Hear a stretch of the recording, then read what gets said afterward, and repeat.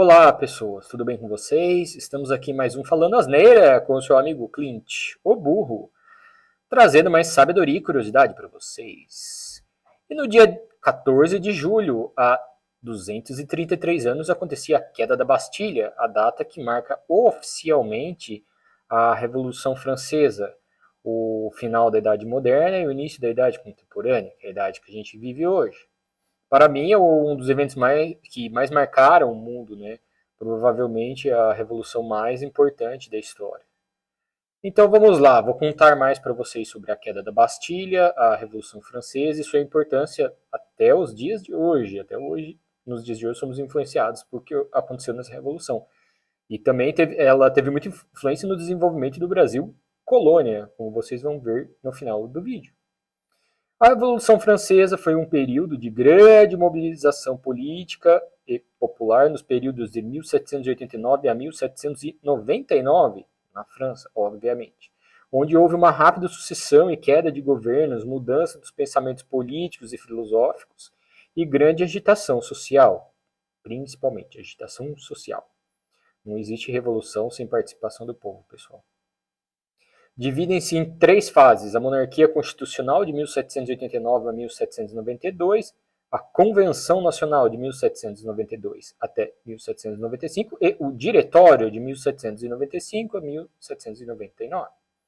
Importante falar dos períodos também que antecederam a Revolução Francesa, que na verdade foi um dos estopins, né?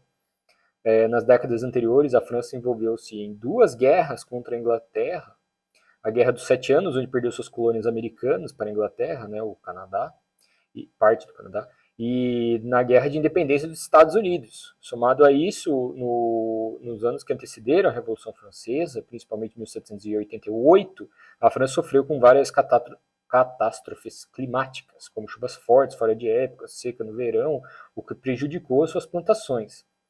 Então juntou-se a crise econômica, né, do Estado deficitário, mais a fome, né, a falta de alimentos. E o Estado francês, né, como eu falei, o Estado deficitário, ele gastava 20% a mais do que arrecadava. Isso é uma coisa óbvia, né? A gente tem aqui no Brasil né, tivemos a PEC do teto de gastos públicos, é uma coisa meio óbvia, você não pode gastar mais do que você ganha, né? Qualquer um sabe isso, da dona de casa até o mais alto cargo da empresa. Você não gasta mais do que você ganha, é óbvio. Enquanto isso, a nobreza e a realeza continuavam esbanjando em seus salões, né, dos palácios franceses, festas caras, luxuosas, regradas a muito champanhe, né? Tipo um poder aqui da nossa república, que faz festas com lagostas, enquanto o povo recebe auxílio de R$ 300. Não vou falar qual poder que é, vocês sabem, porque senão o YouTube me cancela, né? Então, o povo, pressionando o rei, clama por uma solução. Em maio de 1789, o rei convoca a Assembleia dos Estados Gerais. A França tinha sociedade dividida em estados, três estados. O primeiro estado era o clero, né, que seria a igreja, né, os membros da igreja. O segundo estado, a nobreza. E o terceiro estado, o povo. O povo e a pova. E acima de todos estava o rei. O rei nem era um estado, ele era tão poderoso, tão divino, que ele nem era um estado, ele estava acima de todos os outros.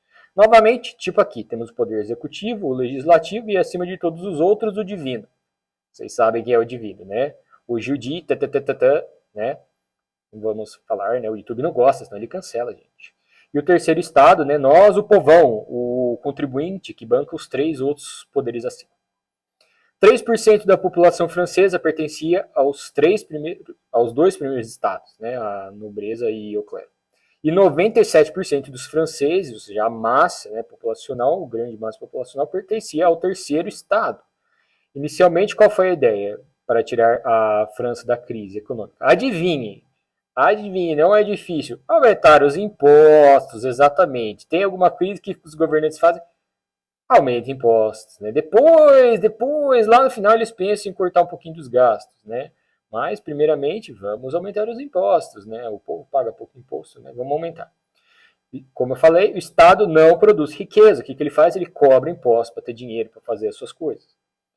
E nada da nobreza diminuir as festas, ou o Estado cortar seus gastos, né, seus custos. Como eu falei, qualquer semelhança com os dias de hoje é mera coincidência. Vamos aumentar os impostos, sempre assim. Muda, passa tempo, só tem E 33 anos e continua a mesma coisa. O que acontece? Vamos aumentar o imposto. E no reino francês, o clero e a nobreza, eles eram imunes ao sistema tributário. Eles não contribuíam, eles não pagavam. Não é que cobrava menos imposto, eles pagavam menos imposto. Eles não pagavam, simplesmente não pagavam. Eles ainda podiam cobrar imposto pelas suas terras ao terceiro estado. Toda a carga tributária, então, por óbvio, ficava ao terceiro estado. O povo mais, né, a burguesia. O terceiro estado, literalmente, né, tem até charge disso, carregava os outros dois estados nas costas. Como eu falei, qualquer semelhança com os dias de hoje é mera coincidência. Como falei, né, temos a classe. Aqui a gente tem a classe política, a classe judita, né, vocês sabem qual é. E nós, o contribuinte, o terceiro estado, que paga os impostos para sustentar os privilégios dos dois acima. Na Assembleia dos Estados Gerais, o voto das decisões era feito por cabeça, né? Não era feito por cabeça, era feito por estados. Então, 97% da população era representada apenas por um voto. Então, as propostas do terceiro estado sempre eram um voto vencido, porque os outros dois estados votavam contra o terceiro estado. Eles não queriam perder seus privilégios. Eles pressionaram o rei para que fizesse o voto por cabeça, mas não foram atendidos. Dessa forma, o terceiro estado e o baixo clero, juntamente com o apoio popular do povo, né, que estava passando fome e representavam 97% da população francesa, se declararam os legítimos representantes da nação. Nada mais justo. E formaram a Assembleia Nacional Constituinte. Essa Assembleia, apesar de conter o apoio popular, era liderada pela elite burguesa. A burguesia, né, como eu falei, apesar de ter grande poder econômico na França, não tinha direitos políticos e arcava juntamente com o resto da população com os impostos para sustentar o clero e a nobreza. Influenciado por pensamentos iluministas, a burguesia buscava a divisão do poder, né, que estava concentrado na mão do rei, buscava igualdade no sentido igualdade do indivíduo perante a lei, né, liberalismo econômico, direito à propriedade privada, fim dos privilégios feudais, foco na razão e no ser humano e separação do Estado da religião, né? Queria que se tornasse um Estado secular.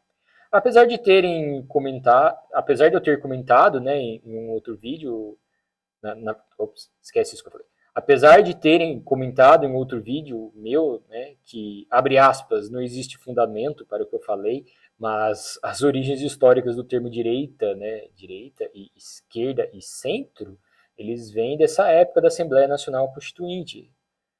Realmente não tem fundamento para a Revolução Francesa, é uma coisa da minha cabeça que eu criei, eu inventei, né? Depois o comedor de capim sou eu, né? Bom, à direita do presidente da Assembleia ficavam os mais conservadores, que queriam uma monarquia constitucionalista, o centro que não sabia quem apoiava, né? E a esquerda, que era a ala mais radical dos revolucionários, né, que queriam reformar todo o sistema político vigente na época, derrubar a monarquia e instaurar uma república constitucionalista, né? Mas, como eu falei, tudo isso é coisa da minha cabeça, não tem fundamentação histórica, tá? As origens da esquerda e da direita. O rei, logicamente, não concordou em perder o seu poder, diminuído pela Assembleia Constituinte, e mandou dissolvê-la, óbvio, né? Porém, o sans-culotte, né, que literalmente, traduzindo do francês para português, significa os sem calças, eles tinham calças, mas era feito de remendos ou tamanho diferentes, né, do que a nobreza usava, saíram às ruas, foram até o Hospital dos Inválidos, um local onde ficavam os veteranos do exército, tomaram as armas, mas eles precisavam de pólvora para carregá-las. E essa pólvora estava onde? Na Bastilha. E para consegui-las, né, a turba armada seguiu para lá, tomaram a Bastilha, decapitaram seu governador, né, o diretor, seria o diretor da prisão, que a Bastilha era uma prisão, e saíram nas ruas desfilando com a sua cabeça numa lança, né, num pedaço de pau. O negócio era bem terrível nessa época. Foi a tempestade perfeita. Povo virado, passando fome, com armas na mão, né? Não tinha como não haver revolução. Aliás, esse é o principal motivo da maioria dos políticos serem contra a população se armar, né? Esse é um ponto que eu acho que deveria unir a esquerda e a direita, né? A direita não preciso nem falar se apoia ou não o porte de armas, né? Todo mundo já sabe. Mas a esquerda de verdade mesmo, a esquerda raiz, não esses pseudo-esquerdas aí, new left, progressista, né, deviam seguir a frase de Vladimir Lenin, o líder da Revolução Russa, né? Abre aspas, a única garantia de democracia é um fuzil na mão de cada trabalhador. Fecha aspas. Né? Não sou eu que estou dizendo. Vladimir Lenin, né? Acho que seria o líder maior da história da esquerda, né? A esquerda é de verdade mesmo, né? Não essa pseudo-esquerda aí. Esses, na verdade, são aproveitadores, não são esquerda, né? Com a queda da Bastilha, a população armada, então, seguiram-se saques, roubos a propriedades da nobreza, além de assassinatos, no período chamado o Grande Medo. Uma das coisas que faz o homem perder a sua racionalidade e agir como, né, como animal, de acordo com seus instintos primitivos, é a fome, pessoal, sem dúvida. Né? É só ver recentemente na Primavera Árabe, né? Prima Árabe não é Primavera Árabe. Em 2011, começou na Tunísia, espalhou-se para a Líbia, Egito e Iêmen, governos caíram igual ao dominó. Por quê? Porque pela alta do trigo, o povo estava passando fome, não adianta. Você pode, né, tirar vários direitos do povo, mas tirar o pão da mesa, isso aí é estopim para a revolução. E, aliás, eu já falei, essa é uma das coisas que mais me preocupa nesse conflito da Europa, né? Essa disparada do preço dos alimentos, eu acho que tempos sombrios se seguirão. Voltando à Revolução Francesa. A Assembleia Nacional então promulgou a primeira Constituição em agosto de 1789, iniciando a primeira fase da Revolução, a monarquia constitucional, que ia durar até 1792. Juntamente com a Constituição, a Assembleia Constituinte anunciou a Declaração dos Direitos do Homem e do Cidadão, com 17 artigos, sintetizados, né, através do lema da Revolução, abre aspas, Liberté, égalité e fraternité, né? Liberdade, igualdade e fraternidade, né? Acho que todo mundo conhece essa frase. Alguns artigos me chamam mais a atenção, vou trazer, que eu trouxe aqui para vocês, né? O artigo 1º, os homens nascem e são livres e iguais em direito. As distinções sociais só podem fundamentar-se na utilidade comum. Né? Eles são iguais em direitos perante a lei, né? Ninguém está acima do outro perante a lei. Artigo 2. A finalidade de toda associação política é a conservação dos direitos naturais e imprescritíveis do homem. Esses direitos são a liberdade, a propriedade, a segurança e a resistência à opressão. Né? Esses direitos estão até acima da lei, eles já nascem com o homem. Lembra? Um dos princípios do iluminismo é o homem como o centro, né, das coisas. O direito é feito para o homem, não o contrário. Né? Artigo 3º. O princípio de toda a soberania reside essencialmente na nação. Nenhum corpo, nenhum indivíduo pode exercer autoridade que dela não emane expressamente. O poder vem do povo. Nenhuma instituição é maior do que o povo. Artigo 9º. Todo acusado é considerado inocente até ser declarado culpado e, se julgar indispensável prendê-lo, todo o rigor desnecessário à guarda de sua pessoa deverá ser severamente reprimido pela lei, né? Totalmente ao contrário do que a gente vê nos dias de hoje, né, com essa política, entre aspas, social de cancelamento, né, a pessoa já é culpada, né, até que se prove o contrário, né, ela às vezes não tem nem direito à defesa, né, já foi julgado ali pelas mídias sociais, ele já é culpado, né, depois ele que se vire para provar que é inocente. Nesse período de muita revolta popular, a nobreza e o clero fogem da França em massa, né? Quando o navio afunda, os primeiros a fugir são os ratos, né? Até o rei Luís XVI tenta fugir para a Áustria, né, terra natal de sua esposa, Maria Antonieta, porém dizem que ao pagar o pedágio, o rei pagou com uma moeda que tinha sua efígie, né, a sua cara, literalmente.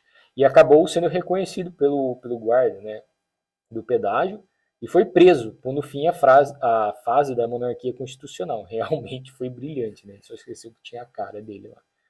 A partir de sua captura, instalou-se então um governo chamado Convenção Nacional, que duraria de 1792 a 1795, onde se alternaram girondinos, né, e jacobinos. Girondinos seriam o pessoal mais de direita e os jacobinos os mais de esquerda, os mais revolucionários. Né? Não eram os comunistas e socialistas, tá, pessoal?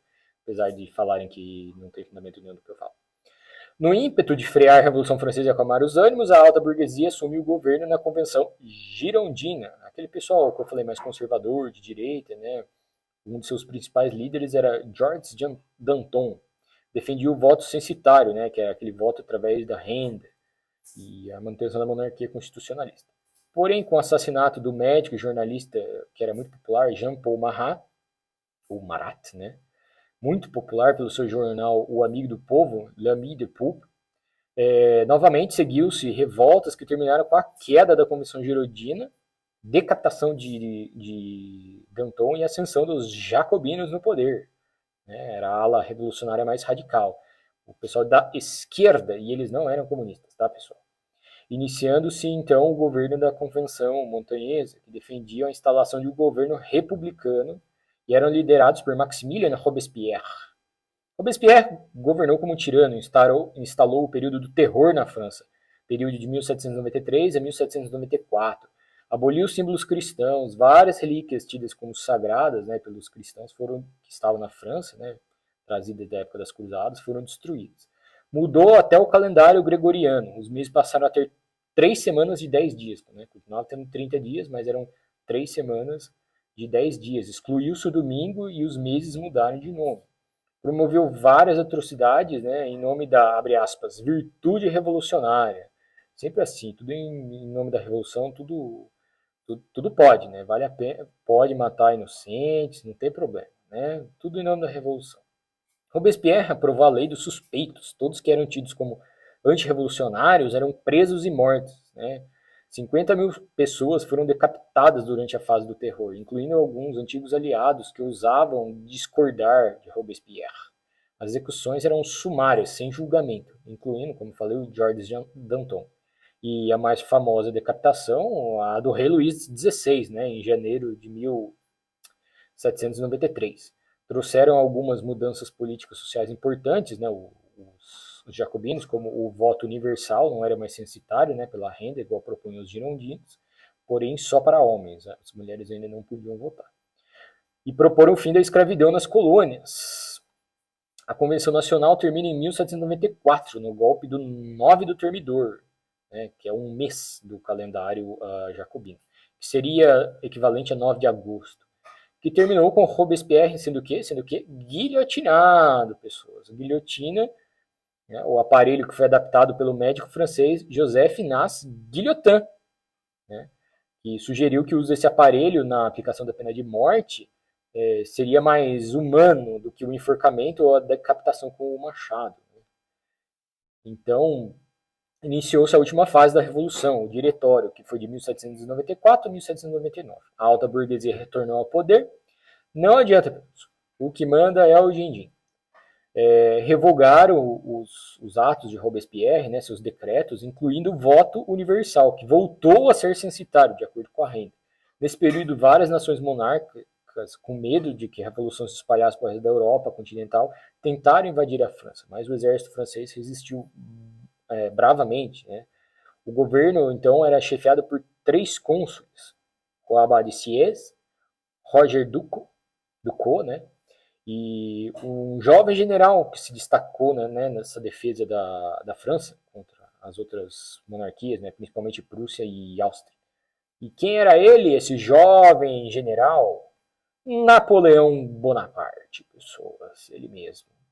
E toda essa instabilidade política, o povo e a burguesia passaram a defender a figura de um governo forte, né, e autoritário para pôr ordem na casa e acalmar os ânimos, né, dessa década, né, desses 10 anos de revolução. Sempre aquela visão messiânica, né, do líder que vem para unir e salvar a nação. Né? Tivemos inúmeros exemplos disso na história, né? O Bigodinho na Alemanha, o Mussarela na Itália, e a própria ditadura militar aqui no Brasil em 1964, né, foi pedida pelo povo, né, para botar ordem no caos. No caso da França, como eu falei, foi o próprio Napoleão, né, que através do golpe do 18 de Brumário permaneceu no poder de 1799 até 1815. Resumindo, pessoas, as causas da Revolução. Crise fiscal resultando de guerras e gastanças desenfreadas do rei, da nobreza e do clero, desigualdade social e econômica, persistência de privilégios feudais, desigualdade jurídica, crise econômica e crise agrícola, né, que resultaram na fome, e ascensão da burguesia, que apesar de ter poder econômico, né, financeiro, continuava sem direitos políticos. E as consequências? Fim dos privilégios feudais, queda do absolutismo monárquico na França, separação dos poderes no modelo republicano de governo, que como eu falei, é uma das coisas que influencia até os dias de hoje, né? Garantir as liberdades individuais do indivíduo perante ao Estado e outros indivíduos, né? Igualdade perante a lei, que também permanece até os dias de hoje. O secularismo, separação das instituições governamentais e instituições religiosas, também permanece até hoje. E para o Brasil, a fuga da família real portuguesa com a subida, né, de Napoleão ao poder e seu expansionismo, né, seu imperialismo pela Europa continental. E desenvolvimento do Brasil colônia, né? O Brasil só começou a se desenvolver mesmo até como colônia depois que a família real veio para o Brasil em 1812. Bom, pessoas, espero que tenham gostado do vídeo. É um tema muito, muito, muito importante, que eu gosto bastante, né? Como eu falei, influencia até os dias de hoje. Espero que tenham gostado do vídeo e até a próxima. Tchau!